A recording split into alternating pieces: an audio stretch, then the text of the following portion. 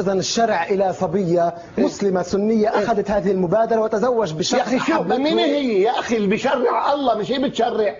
شو الحكي يا أخي؟ يا أخي هل بجوز أخته واحد بياخذها يحب أخته بياخذها؟ شو الكلام هذا؟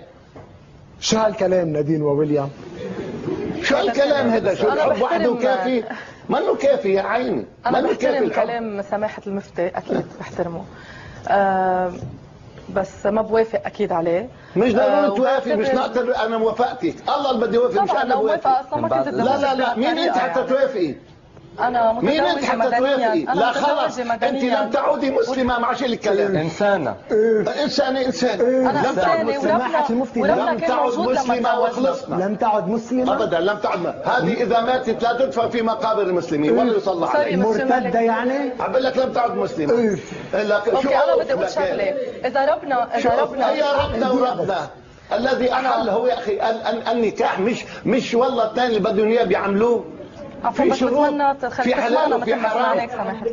لا جوزها بدافع عنها اليوم. لا هي بتدافع عن نفسها. هي بتدافع عن نفسها. هي بتدافع عن نفسها. بس انا بدي اقوله شغله. نحن قوامون على بعض. لحظه واليوم.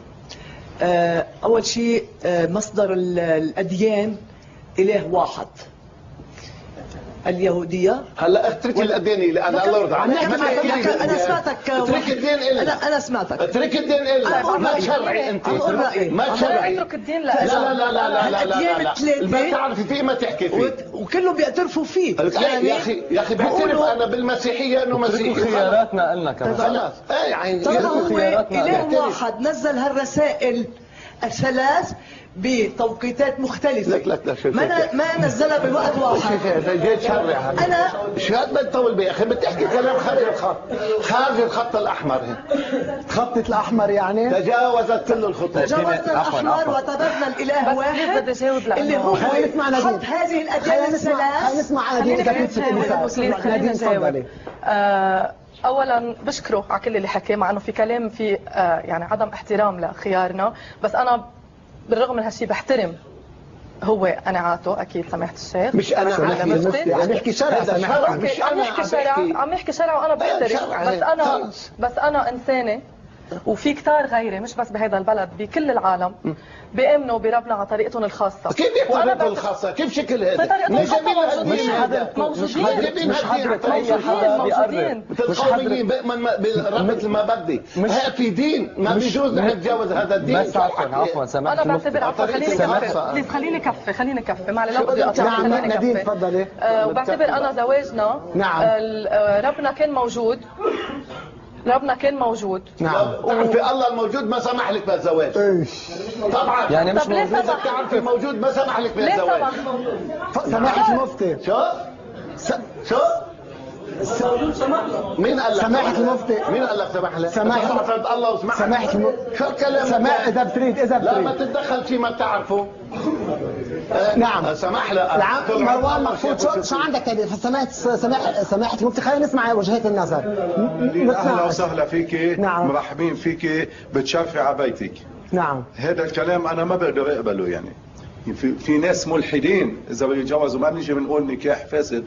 يعني ما بعرف شو معناته هالكلام نكاح فاسد. يا اخي يتزوج بس مش عفوا. بس الزواج منه عباره بس عن نكاح. ما حدا طلب سماحة. الزواج منه عباره بس عن نكاح. شو لك؟ لا هو رابط اقوى بكثير من شو هيك. النكاح يعني؟ إذا بتريد انه ينام معه بس هذا الزواج. مش هيدا هو الزواج. مش هيدا هو الزواج. الزواجات تحت الذي خلقك هو الذي يشرع لك. انت مش ملك نفسك. 100% ملك نفسك. لا بدنا مش ملك نفسك. اكيد خلص انتهى المشروع. بس عفوا ما انا ملك نفسك. خلص بطلت. سماحة المفتي بس انا ما بقعد بهيك مجتمع. السلام عليكم. سماحة المفتي. وعليكم السلام.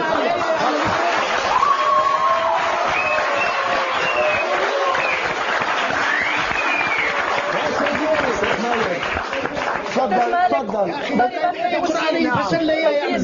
انا احتراما لسماحة المفتي. نعم. هو ما احترم ابدا قناعاتنا ولا خياراتنا ولا افكارنا. نعم. انا احتراما لوجوده وبتمنى يرجع يعرف هيدا الشيء. انا حطيت هيدا الشيء، انا مش مقتنعه لانه هيدا الجزء من جسمي انا حره اذا ببينه ولا لا، وما بيخل بالاخلاق ولا ببينني بطريقه مش لازم بين فيها. فهلا صفير